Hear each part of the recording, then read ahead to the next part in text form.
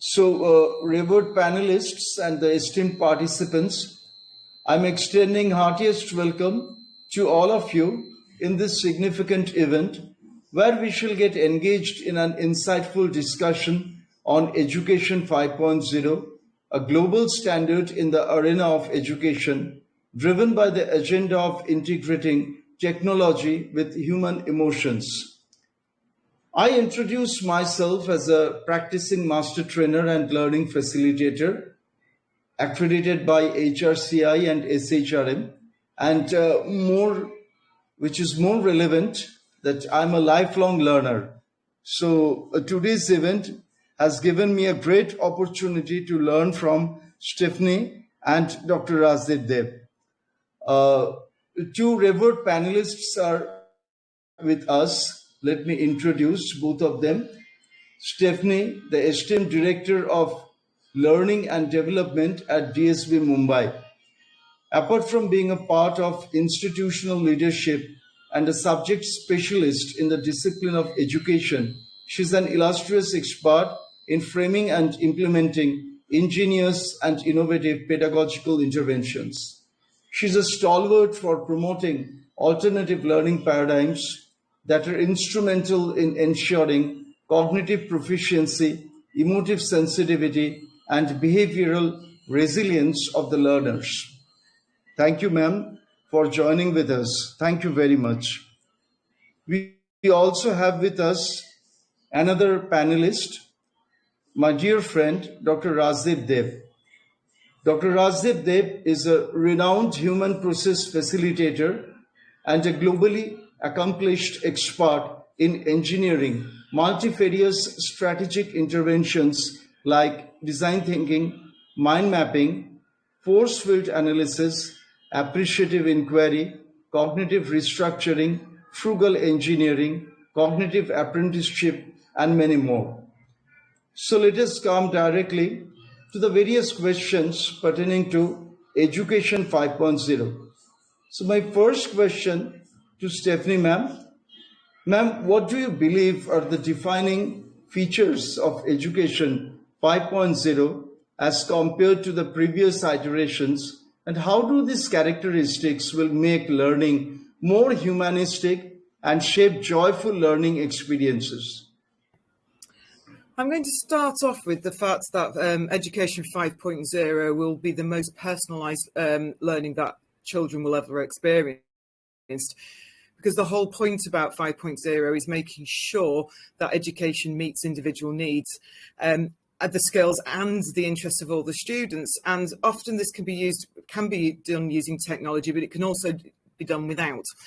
And I think it's this personalised learning which is going to drive forward our educational landscape, because integration of technology is important.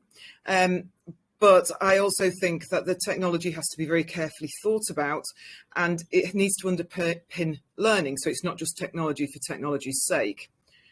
As part of that, I think there needs to be a very large emphasis on critical thinking and problem solving, because the skills that enable our students to think critically, solve complex problems and adapt to these changing environments are key to what is going to be needed for this generation of students who are in the post-generative AI generation. Their jobs don't even exist yet. We have no clue what they are. We can sort of see what they're going to be, but I think first of all and foremost, it's the critical thinking and the problem solving skills which will enable them to succeed. I think a lot Education 5.0 also needs focuses on collaborative and interactive learning. It's not just about sitting in rows anymore, being passively spoon-fed the information. This information needs to be used, and it needs to prepare students for this connected world and foster this sense of global citizenship, again, within this post-generative AI landscape that we find ourselves in. I also believe that metacognition plays a huge part in this, because although there is obviously AI, we need to think about HI as well. And it's through metacognition, through thinking about our own thinking skills and through the students being trained on how to do this, that those critical thinking, those problem solving skills are maximized. But plus it's about self-regulation managing our thoughts and our feelings around our own learning that will support the move forward in pedagogy. And finally, I think it's about lifelong and life-wide learning. Learning is a continuous process, as we all know, and you never stop learning. In fact, I think it's the one joy that life brings is that there is something new or some things new that can be learned every day, and it extends way beyond our formal education. I mean, if I'd have stopped learning computers when I finished formal education, I don't think I would have ever have used the internet because it wasn't very widely used then. And yet here we are with our internet in our pockets, and in fact, our generative AI in our pockets. And I think that process will just continue to get quicker as technology speeds up in our world. So that's my view about Education 5.0. Great. Thank you very much, ma'am, for your enriched views. But we can logically infer from your views that it's not only the integration between technology and humanistic attributes, but it is also an integration between the rational attributes and the emotive factors. Great. Thank you very much, ma'am. So my next question to Dr. Rajdeep Dev. Sir, technology is often touted as a game changer in education. So how can emerging technologies such as augmented reality, virtual reality, artificial intelligence, blockchain can be effectively integrated into Education 5.0 for enhancing learning outcomes? Thanks, Purender. So I'll come back to that questions. Before that, I should particularly thank you and FPD Academy for bringing this very important discourse for the educators. The reason being, the discourse on this Education 5.0 never been more crucial in today's time with all those evolution of technology, and particularly the empathy and the personalized learning aspects, which is gaining popularity. Keeping in mind, when we used to be the student, we used, our educator has to, you need to manage time around you, you need to be more disciplined and all. But in today's evolving technological landscape, attention management become an big issue in classes, particularly in classroom, particularly. So it's all about personalized learning, knowing your learner and designing and devising strategy for their educations. It's basically all about Education 5.0. And many thanks to you and Association of Performance Development APD Academy for organizing these events, and I'm pretty sure this deliberation is going to help all the learners and educators in a big way. So coming back to the questions, your first questions, I'll come back to the technology part. My submission would be, ma'am has very elaborately explained about the non-technological aspects of Education 5.0. But we know, we live in the era of technology, and technology is a very big pillar of Education 5.0. Particularly, if you imagine a classroom where each student has an access to a personalized learning pathway, we all as an educator, always dreamed of this type of classroom. Fine, where we can devise a personalized learning pathway for each one of our learners. But without the technology, the implementation of it, we can plan of so many things, but when it comes to the implementation, most of our educators, we falter in that. Fine. So, but with the evolution of technology, this is very much a reality nowadays. With AI algorithm, I can design a learning pathway for each one of my learners in my classroom, and we all aspiring for these aspects of education. But Education 5.0 and the associated technology has given us the tools and the methods to implement or the facilitate the whole process. So this is one aspect. The other aspects, that the personalized learning aspects, The other aspects that we all dreamed of is the immersive experience. Fine. And again, this is a very important pillar of Education 5.0. And again, technology is at our rescue. The virtual reality, the augmented reality, or even the mixed reality that we all talk about is give us the tools to implement this immersive experience. Now, imagine, let me give you an example, Mr. Sengupta, and to all your listeners. Imagine I am an history teacher. Fine. I can talk about history, I can give all those examples, I can take, like all those dates and, like I can share everything with my learners. But imagine again in situations with the virtual reality, augmented reality, and mixed reality, I created a classroom. Fine. When I talk about the history, I can immerse my learners into all those, you know, events of history so that they can feel. Now imagine how my classroom would be with those piece of technology. So this is again a very important pillar of Education 5.0. And again, technology plays a very important and pivotal role over there. So be it personalized learning with artificial intelligence and associated algorithm. Nowadays, people call it as an adaptive learning. Fine.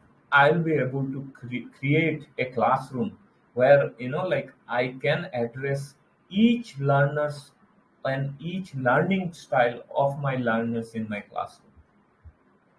The second, the immersive technologies like virtual reality, augmented reality, again, help me in a big way to mimic, fine, the real life experience for my learners exactly in my classroom and beyond. So again, a technology plays a very pivotal role. And the last but not least is the important aspect of inclusivity that we all talk about, you know, inclusivity in the whole experience. So again, technology, I can use, associated technology to mimic that experience so that, like the diverse perspective, diverse culture, and diverse learning modalities in my classroom can also be an address. I hope I was able to address your questions. Very much, Rajiv sir. Thank you very much. The technological interventions referred by you, I think, will play instrumental role in ensuring experiential learning, joyful learning, and also it will ensure inclusion among the learners and will address the critical problem of digital divide, especially in the underprivileged areas. So thank you very much, Rajdeep sir.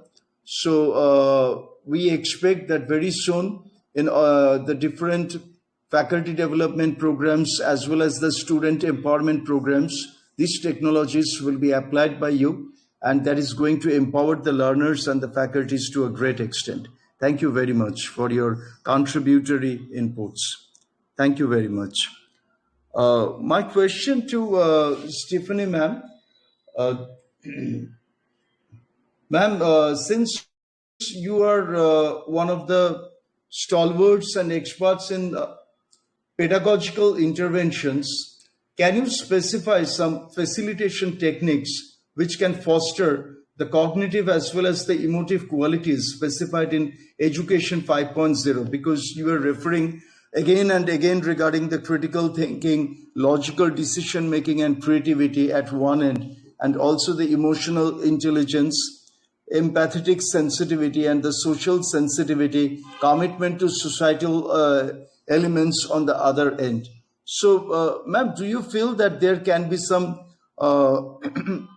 instrumental pedagogical interventions that will crystallize the amalgamation of the rational factors and the emotive attributes within the learners of 21st century?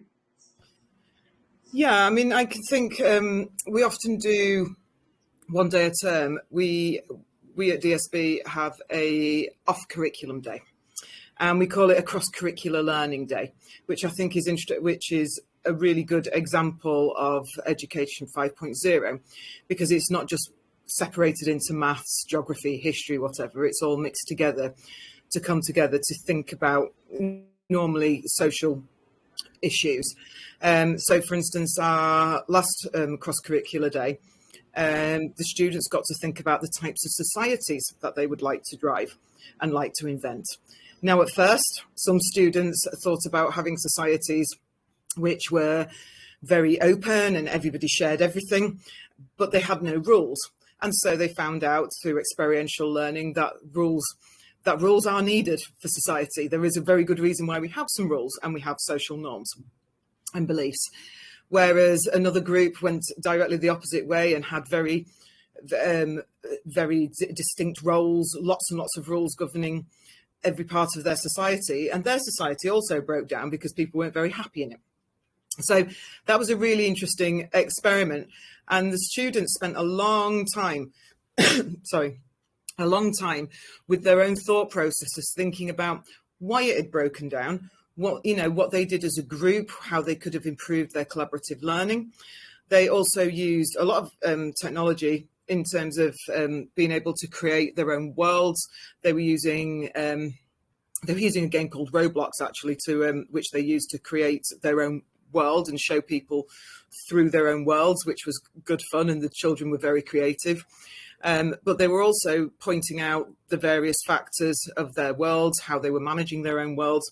And they were also using generative AI within that space to come up with rules and then decide on whether the rules were too strict, how they would alter the rules. And I think it's always that personalizing aspect, because what the students found with using the different AI tools is that they preferred theirs. So once they'd gone through it, they used it as a starting block. And I think that was a really good learning curve for them, because, when they first see generative AI in use through whatever app they're using, they see it as some sort of miracle worker, which can do all of their homework for them and they're never going to have to learn again. But then when they started critically thinking about it, evaluating it, analysing the language it was using, they then saw for themselves that actually, while it's a good start, it is not perfect. And at the moment, human intelligence and human writing always wins. So that was a really good experience for secondary students throughout, in fact, secondary and upper primary students throughout the school, to come together to share this collaborative learning experience and experiential learning. And I think it was interesting from a pedagogical point of view, because from that day, I've seen more and more of the teachers bring in more and more experiential learning, because we all saw that when students experience it for themselves and own their own learning, then that learning is deeper and it has stickability. Because some of the problem with just learning facts off a board is that it's A, boring, and B, doesn't stick. And that's not really learning. That's just, that's memorization. Whereas if they experience it, if they think about it, if they examine it, if they, augment it themselves or change it or argue with it, then it becomes theirs. And as soon as it becomes theirs, they've learnt it in truth and, and in reality. Great. Thank you very much, ma'am. Thanks for integrating the technological tools with the humanistic effort.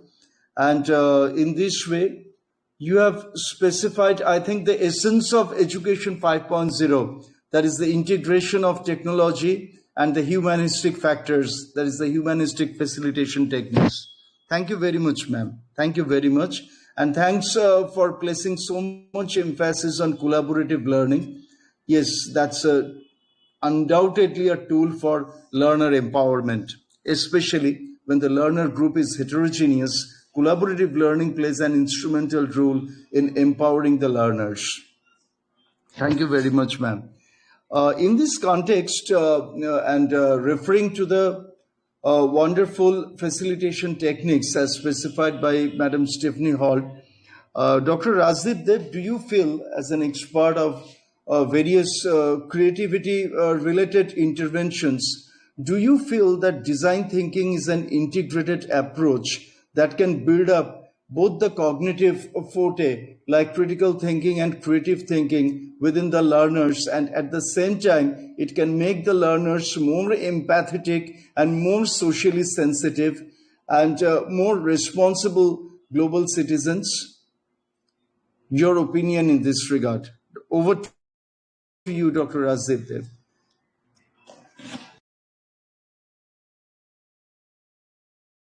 Yeah, thanks. Yeah, of course. When it comes to education 5.0, design thinking and fostering global citizenship skills is paramount again.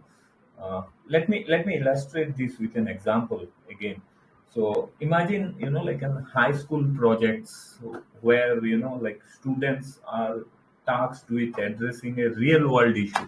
Let's take like, like access to a clean water, I can say, like what they think when it comes to the, because I took this example because, the last 2 days back we have World Water Day.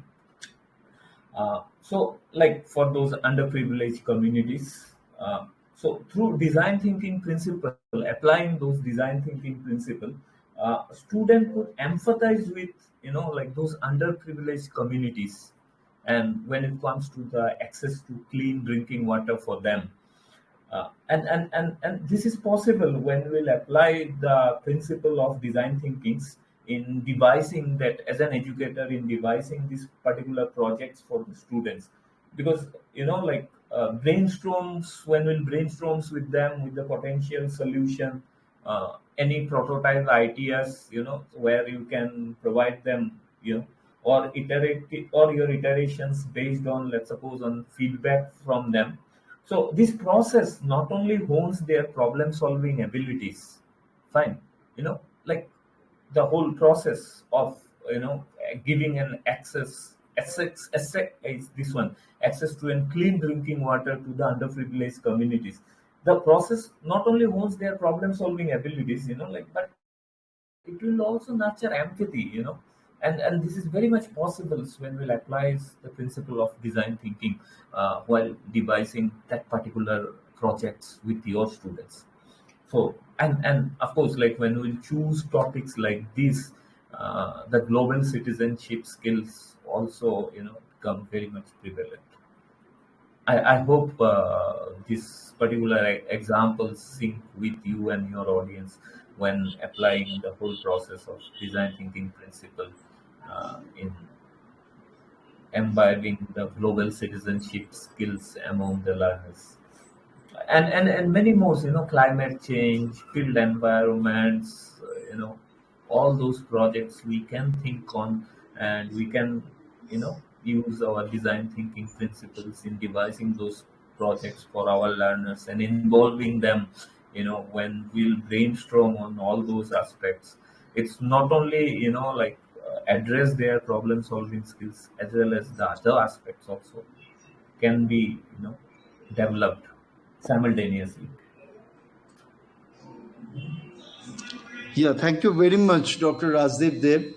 And thank you for endorsing design thinking as an inductive pedagogical intervention, especially when the entire global audience has acknowledged design thinking as the only strategic methodology that starts with empathy and ends with empathy. Thank you very much. Yeah, And of course. you have Just take raked up, example, yeah, Mr. and Shen. Just take this example particularly. Like water, they are access to solving this water. problem. Yeah, they are solving. They will come up with a lot of technological solutions. Will provide a Exactly, clean exactly. drinking water. The technology And will be there, and the empathy part, that, like we are making a global solutions. We are making a solution for the globe.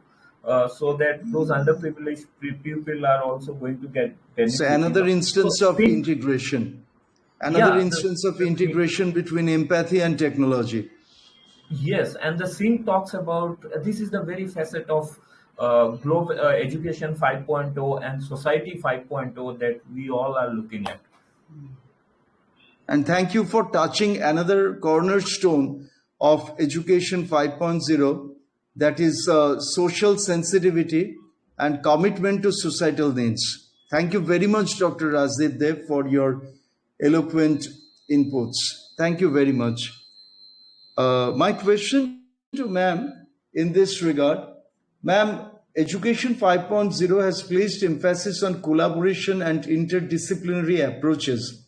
So, do you feel that institutional approaches or the collaboration of institutions and industries will be very much instrumental for preparing the students to satisfy the challenges of the future? Yes, I do. One of the very big successes that has been in the UK recently is the UTC movement. And what the UTC movement has done in the UK is that it has worked with local producers so that during the 11th and 12th grades, the students spend 2 days a week at a place of work, and then they spend the remaining 3 days a week back in a learning environment. They've also done this in association with the university so that they've moved away from just degrees, and now you can now do graduate level on the job training, and they can do it through a graduate trainee program. So for instance, BP is certainly doing this, Siemens, and quite a lot of the big petrochemical companies are working with students right from them being 16, and then can work with them right the way up until they integrate into that technology. And it has been extremely good in deprived areas, in areas of the UK which have got deep socioeconomic issues. It has improved the take-up of students going into higher education and staying in education longer. And it's also getting more women into traditionally male workspaces, such as engineering and the sciences. So that's had a twofold effect, and it has worked incredibly successfully. They go to school in suits and they are expected to behave as if they are at work. And they have the same sorts of penalties. And some children have really responded well who haven't responded well to traditional education. So I think that there's that sort of movement. I think as well, in Australia, if you look at the TAFE system, which has worked very, very well for years and has given, the sort of integration of work skills plus some academic learning, that has raised living standards tremendously and also raised the profiles of those sorts of professions and jobs. So I think, getting industry into schools is extremely important and has got some extremely good working models to.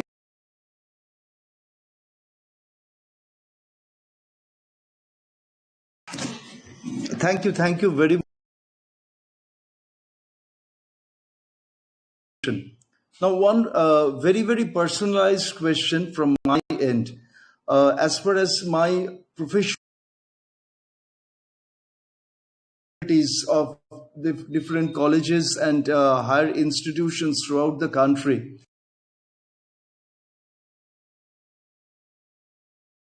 that there is a distinct gap in the methodology part, teaching methodology part in the pedagogical interventions, because most of the subject experts are accustomed to deliver the content, the knowledge inputs, whereas in Education 5.0, we are being driven by the agenda of establishing or incorporating the cognitive elements like critical thinking, creative thinking, logical decision making, as well as the emotive elements like emotional intelligence, empathy, collaboration, conflict resolution, societal sensitivity. So these are the issues that can't be addressed or can't be developed through delivery of curricular content, that require some facilitative interventions. And regarding that, my personal question to ma'am is, ma'am, how would you like to design and orchestrate the teacher development program in a national as well as international context by turning the subject specialists into facilitators who will be responsible for translating the agenda of 5.0, Education 5.0, into palpable fruition? Thank you for asking me that question, because this is a subject that I'm very passionate about. As a secondary educator, I feel as though my primary colleagues have already got this right. So my husband is a primary deputy head teacher at the moment. And what I see from my primary counterparts in particular is that they think children first and curriculum second. So I go back to the primary classroom and see what works so well. And there are two things which I think work fantastically well for all age students, but that I see a lot in primary classrooms, particularly UK, internationally, is inquiry-based learning.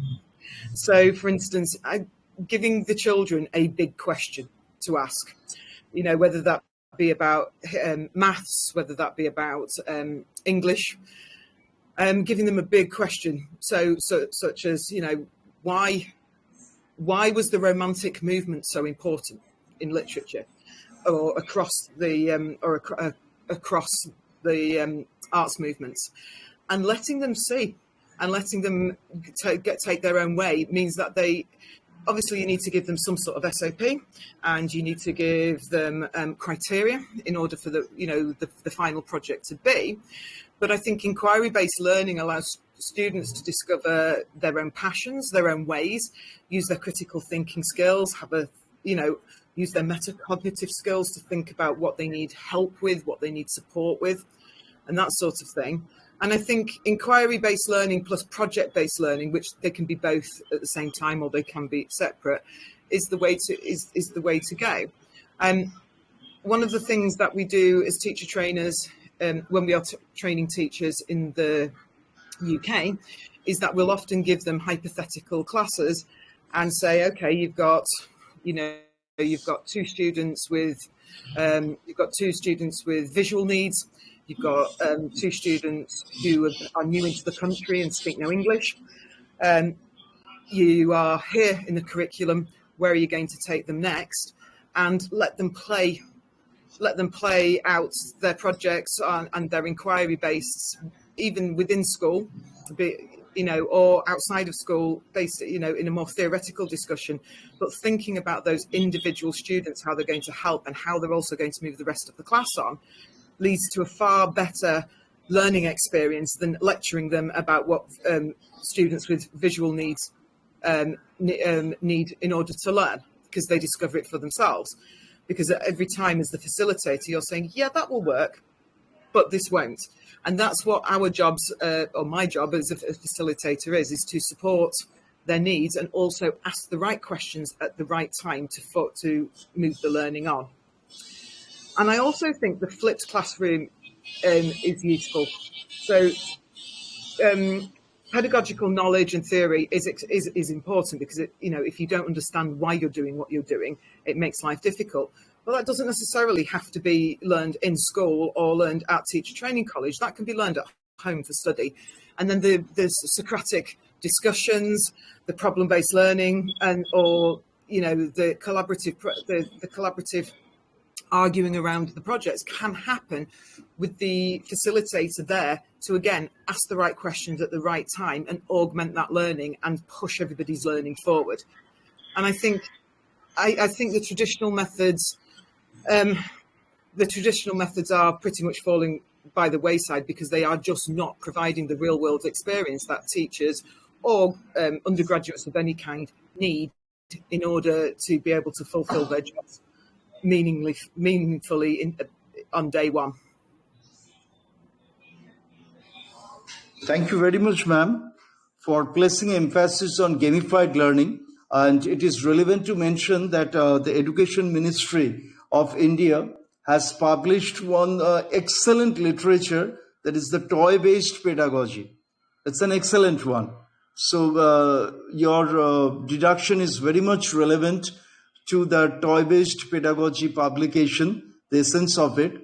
And another question is, ma'am, that you were specifying that inquiry-based facilitation can be very much instrumental in fostering the cognitive skills like critical thinking, creative thinking, problem solving, and logical decision making. In this context, I would like to ask you a question, ma'am. That do you feel that inquiry-based facilitation can also play an instrumental role in enhancing the metacognitive competences of the learners? Yes, I do, because I think it's the students, students whether secondary or primary, like to work within their comfort zone. They like to work within their comfort zone. They like it easy. And I think it's always our job is to question them and make them think that little bit harder and push themselves. It's like when you're training for a race, the whole point is that you're trying to get quicker, and you're trying to get quicker by running a little bit faster each time.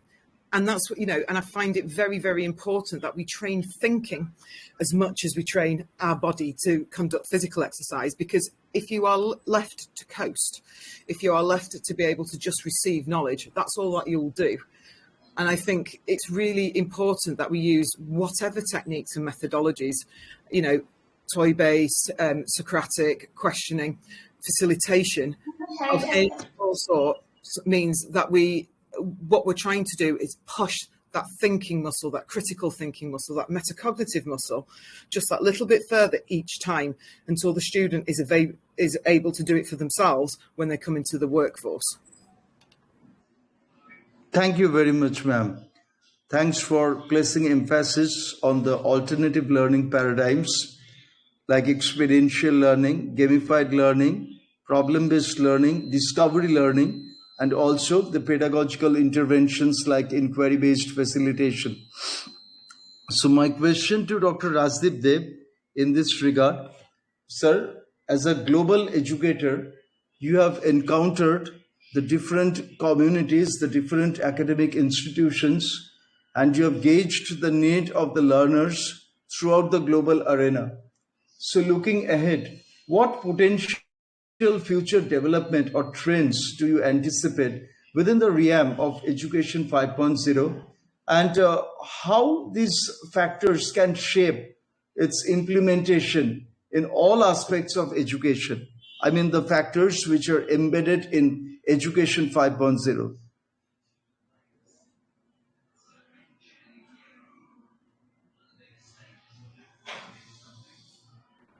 Yeah, thanks, Mr. Shane Gupta. I know you want me to take it to the future, but I would like to start with the present. Because you are a visionary for that No, reason. By no, that's nature, you are a but visionary. thank you, thanks for this compliment. But I would like to discuss first with the presents, and when it comes to the presents, the implementation of education 5. The facet of education 5.0 is something we yet to achieve. The reason being, I said, although in Indian context we had very good internet connectivity, but when it comes to reaching it to the masses, and particularly in the school educations or even in higher educations, the implementation part is yet to be achieved. Uh, Although our National Education Policy 2020 is a silver lining in all those things, particularly the various facets like an inclusivity, the interdisciplinary aspect of Education 5.0. It talks a lot.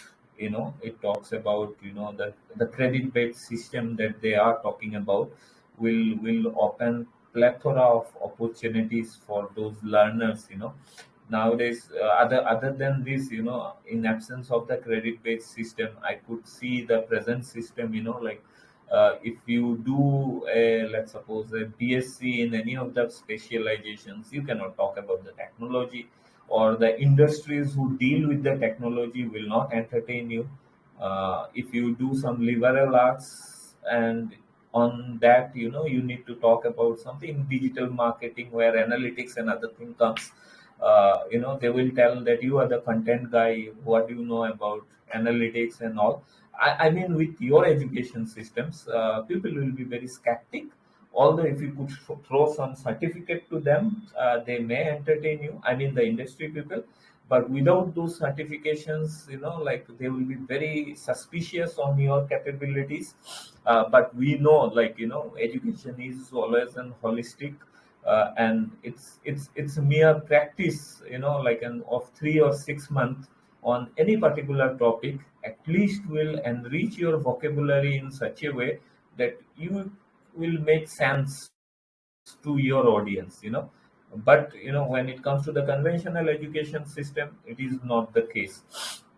We the other day, like a guy came and he's with his son, and he is boasting that, like, my son know everything about the car, because I am an, uh, car mechanics. I am a garage owner, a very fancy garage. He almost caters. He was talking about that I almost cater all models, and like, I taught all those things to my sons, and like, in since his childhood I used to discuss all those things with him, and he knows almost all ABCD of this one. Then suddenly, although my specialty doesn't lies there, just I asked him, because just right before that day, like the other day, I was in our automotive schools, and like, there was a practical exam going on. The experts, the external examiners who came, he given a task to the students that change the well filter. Fine. So we do have a very, because I am from a vocational school, so our all examinations are competency based examinations. So, like, out of just curiosity, I asked that boy, uh, that, do you have any time seen well filter, and he's a BTech mechanical engineer also. His education qualification was a BTech mechanical engineer. So, like, I asked him, have you ever seen a well filter? So he said, yeah, yes. uh, how it looks like. So I asked him. So the boy was wondering, So just to help him, one bottle was there in my table. I asked him, does it look like this, the size of a bottle, water bottle? And immediately he said, yes, yes, sir. It is look like a water bottle. you know so I haven't, like, it's not that he don't know all those things, well filter and how well filter works and what is the role of a well filter in the whole ecosystem of the engine. The reason being, he has never seen a well filter, and if he has seen a well filter, it is in that PowerPoint presentations or whatever well filter as his teacher has drawn in the board. So on that day, if the teacher makes a big line and around that, he draw this well filter, then the children visualize that well filter as like in water bottles. But in on the other class, or other set of students, if the teachers, draw a small line and around that, he draw that well filter and its operations, the children visualize it as an, as a small well filter. Well filter is just like a small 100 ml, is 200 ml water bottles, because they have not never touched it. They have never, like, changed the well filter in a real car. So this is a very big, when it comes to the implementations, we need to look into the ways and means where we should give opportunities to our learners as an educator so that they could experience it. They could look and feel of it.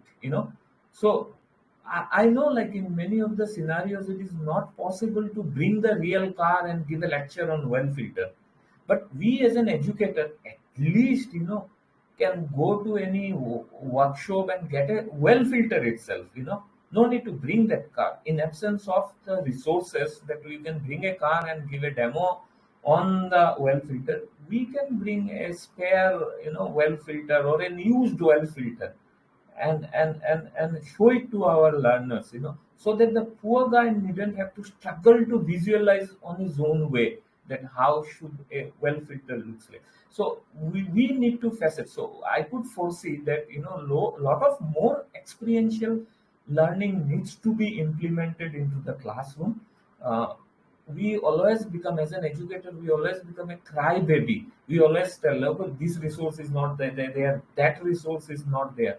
But believe me, like, it is always your, like, how should I say? It is always your, honest uh, efforts to ensure or to make sure the better learning experience of your learner is your biggest resource as an educator. So educator needs to be pivotal, fine. Educator needs to train them that the very facet of education 5.0 is an experiential learning. You may not have a technology at your backyard to support you, but your honest efforts is the real differentiator. So educators needs to train on these aspects, that education has to be an experiential. Otherwise it's very difficult to like attract learners into the classes, because otherwise they will always look for the other avenues to ensure their or to enrich their experience. Fine. So this is one aspect. um, the this I could see the adaptive learning is going to come in a big way, because you need to address the learning style of all the learners in your class, and adaptive technology is the way forward. Last but not least, I talked about the physical immersive experience. So if the physical immersive experience is not there, you need to bring more and more virtual reality in your classes, to give an immersive experience to your learners. So this is another future aspects. Fine. And artificial intelligence is the way forward. All those algorithms, and generative AI and all those things needs to be there. There needs to be a tool to ensure learning. Fine. And yeah, this is what I could foresee that the future lies ahead. But most importantly, educator needs to get trained on all those aspects, because when the technology comes, always educators become that they always complain that lot of technology is coming. Fine, it's always an excessive technology, but believe me, technology has never been an excessive. It is the optimum usage is the main thing, or the choosing and right technology for your learner is the main thing. So when we will not optimize it as an educator, when we will not help them to choose the right one, you know, technology is always a double way sword. It has its benefit, it has its own challenges. But with optimized use and with the right selection of the right tool, it is always beneficial, and it's never been an excessive, always in my mind. Yeah, that's what like I would like to brought into the table. And if you have Thank you. some Thank you very much, aspect to Rajdeep, give, sir. yeah. Thank you very much for generating the smart strategic solutions pertaining to the different challenges of Education 5.0. And thank you very much for reflecting your profound optimism and deep belief pertaining to the future of Education 5.0. Definitely, this is going to engineer a paradigm shift in the arena of education. So now, the esteemed audience, thank you for your reflective listening. And I would like to request the members of the audience, if you be kind enough, to dish out your queries to the panelists. Over to you, sirs and ma'ams.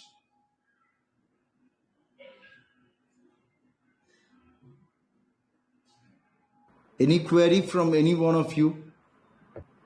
So friends, here one small piece of submission for you all. Like, I don't know whether you are how much you are conversant with this one. you need to raise your hand. Like if you could see in the bottom line of the tab, there is a tab to raise your hand. So until and unless you raise your hand, you will not. We need to bring you in, and then only you will able to speak. So otherwise, you will not able to speak. Yeah.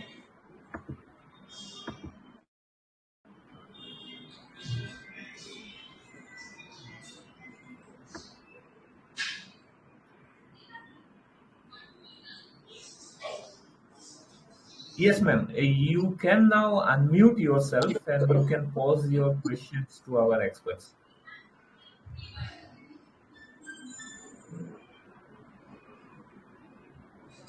Ma'am, you need to unmute yourself. I know this is also a new piece of technology, so very a lot of people are not conversant with this. Am I audible? Yes, ma'am, you are. Yeah. Yes, you are, ma'am. You are. Okay. A quick question for the panelists. Like I'm a medical doctor, and then we have a batch of 150 medicos to teach them.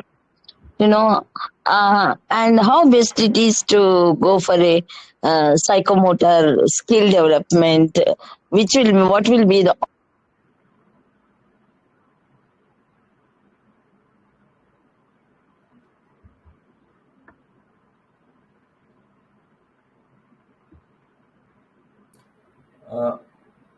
Purandar sir, so what I believe, like ma'am wants to know about the psychomotor skill development for medical students.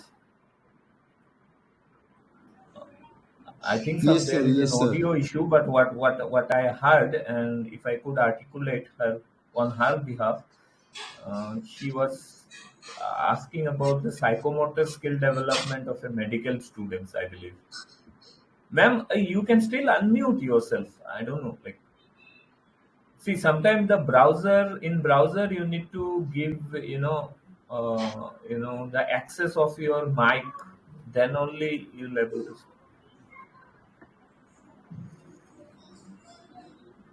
Okay, so by the time she finds the way, so ma'am, like it's a very important questions for the psychomotor skill development of a medical students, and like personally myself being associated with medical educations. In this context, I would like to share with you. Very recently, I was working on an Erasmus project for the skill development of a healthcare professional. So we categorize them in a three: doctors, nurses, and medical technicians. So right now we are working in devising three different courses for them. This is our international collaborations, and we are going to try this for the Sri Lankan health workers.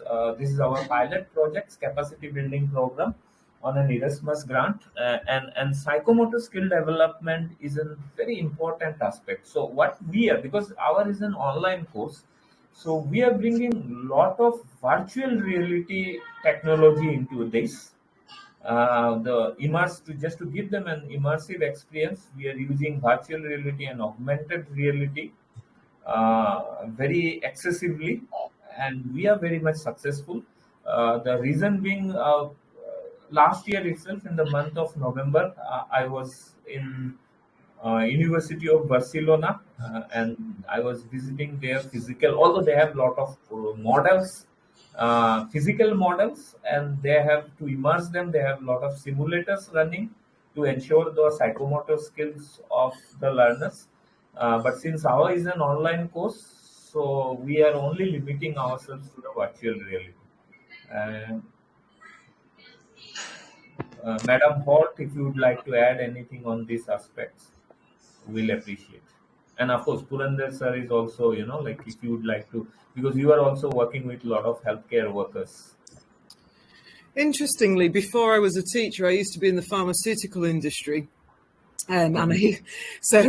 I do talk from a relative depth of knowledge here, and also we have doctors within the family, and I think that the psychomotor skills are incredibly important to learn. And just as airline pilots, before they're ever allowed on a aeroplane itself with people on it, they spend a long time on what look to me like computer games, but simulators. And I think it's the same for developing whatever skills you need. And I think virtual reality is becoming more and more important, particularly as I can see some of the latest developments are that when a consultant, for instance, is based in one country, I've seen some operations that have been happening remotely through the use of robotics, which I can imagine is a whole different heap of set of skills, which again, that must be done through virtual reality.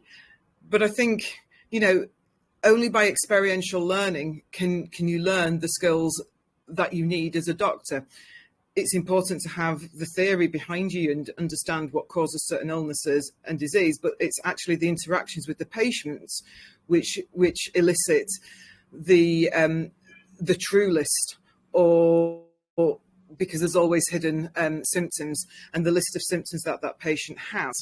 So I think it's really interesting that we can leverage and will be able to leverage perhaps more expert doctors, and to be able to show operations or show medical procedures that you wouldn't be able to do elsewhere, because we can use replays through virtual reality and through almost game-based learning. So I think that is an interesting development for the future. So, can I contribute something, Rajiv sir? Purandar sir, give me a minute. We have Madam Al Saidi from kindergarten teacher from Ministry of Education, Egypt. Ma'am, if you are Okay. able to figure out your technology, you can unmute and you can ask your questions, Hello. because we are. Yeah, yes, ma'am. Yes, you are audible. Please. Okay. I'm very happy to be with you today, and I already integrate my experience in teaching with technology in my classroom. But I have a question here about how can I depend on technology in my classroom? I mean the period or the time that can I use technology in my classroom to impact positively in my student.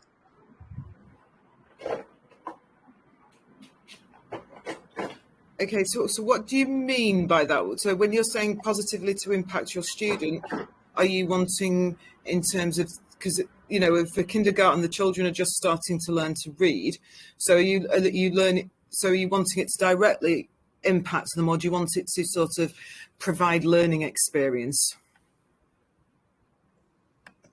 I mean the disadvantage of technology. Is it okay to depend all the time on technology in my classroom to affect positively in my student about cognitive behaviors and thinking methods? Is that okay to depend all the time on technology in my classroom? Well, right, okay, sorry, I was misunderstanding your question. Yes and no, because it depends what you're using it for. So, for instance, one of the things that I use AI a lot for is processing my data that I gather about the students. So I will gather data about the students, whether that be engagement or whether that be how they're whether they're focusing dependent, and I process that data, which is fine. In terms of lesson planning or planning those experiences, there are some things I use AI for purely for quickness, but I also use my human intelligence to check it. So I never just rely on one thing ever, and I never have done, because I think we've all been in situations, I certainly have, during inspections where my technology has completely failed. So it's important to be able to know how to do it and to keep your touch on it, because especially as a kindergarten teacher, your children love you and rely upon you. not the computer to do it. So you can use the computer to augment your teaching, but I would say not to supplement your teaching, because your children are relying upon you and you know them best, and a computer does not. Okay, thank you. Ma'am, although I am not much into the kindergarten educations and all, but still, like since you are from Egypt, and the other time, like I was discussing about in history class, I would like you to imagine, like you are teaching about the great pyramids and all, using the virtual reality in your classroom, and you are taking your students navigating through its chambers and corridors. Fine. You are creating a real life examples for them, real life experience of the whole, of your the subject matters, using the immersive technology and all those things. So this is an optimum use of the technology. But the children will relate with the greatness of the pyramid and all, because they are your native children of from Egypt. But they will relate with this when like you will attach empathy and the pride. And when we talk as an educator, more talk about the empathy and pride aspect of it, that this pyramid is only available in Egypt. This is our history, and this is we can proud of. These are the wonders of the world. So this, you as an educator simultaneously create this experience. The technology is helping you to bring the pyramid experience into your classroom, but it is the educator, you should create the pride aspect of it, empathy aspect of it, so that the children can relate with it. So this is the whole holistic experience, what I believe. Rajdip sir, if you permit me, I do have a little bit of suggestion or suggestive input for ma'am in this regard. Actually, Education 5.0 advocates the integration of technology with humanistic interventions. So, to induce positivity within the children, there should be an integration, definitely, as you said, virtual reality and other technological tools. So there should be an integration with this between this technology along with the strength focused interventions. The strength focused interventions are also extremely instrumental for triggering positivity within the learners, like positive reinforcement and appreciative inquiry. This type of interventions can also do miracle in crystallizing positivity and positive attitude, optimism within the learners. If these interventions are administered in a strategic way or customized way, because this can be used both for the adults as well as for the children.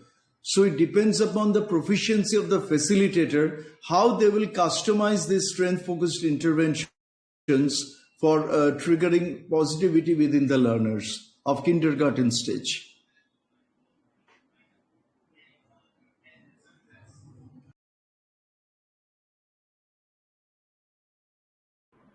Okay, thank you, Purandar sir. I believe like we are, already crossed our stipulated time. Any, if like anything last, parting remarks from you or Stephanie ma'am, let's address this. I think the thing that we all need to remember right now is that we're moving between learning to use AI or moving to learning about Education 5.0, and we're moving on a spectrum and on a continuum towards using all of the Education 5.0 for learning, and that's at the heart of it all. It is not about passive, it's about what is it that we are trying to teach the children in that moment, or to teach the graduates at that moment. And I think that doesn't matter what iteration of education we're in at the time, but it should be student centered and focused and focused on learning. So that's what I would like to close my remarks with today. And thank you very much for having me.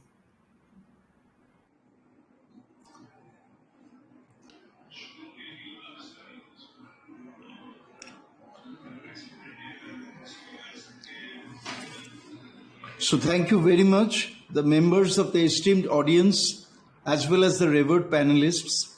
Thanks for ensuring your gracious presence in today's event. APT is being driven by the agenda of fructifying Education 5.0 in reality. So my request to the members of the audience, as well as to the revered panelists, please be with us, please be with APT, so that we can translate the agenda of 5.0, Education 5.0, into fruition, palpable fruition, tangible fruition. Thank you very much. Thanks to all of you. Thank you, Purandar sir. For me, it is always, like to embrace whatever comes your way. This is how I see my life. And believe me, my friends, Education 5.0 is the new reality. If you would like to engage your learner into the classroom and beyond, Education 5.0 is something you should look at, because this is undoubtedly evolved to meet ever-changing need of the learners in 21st century, and maybe another version of it 6.0 in future. So please embrace it. Please, be realistic to these facets, which talks about, not only embracing the technology, at the same time the humanistic aspect of it. This is what we all should aspire for, to make our learners a global citizen. And we invite you to lot of more future events, either through APD Academy or any other platform, where we'll take some specific aspect of it. And definitely we'd like to take advantage of the expertise of Stephanie ma'am and Mr. Purandar in future, to take advantage of the whole ecosystem. Thank you. Thank you very much, sir. Thank you very much, ma'am. Thanks to the members of audience.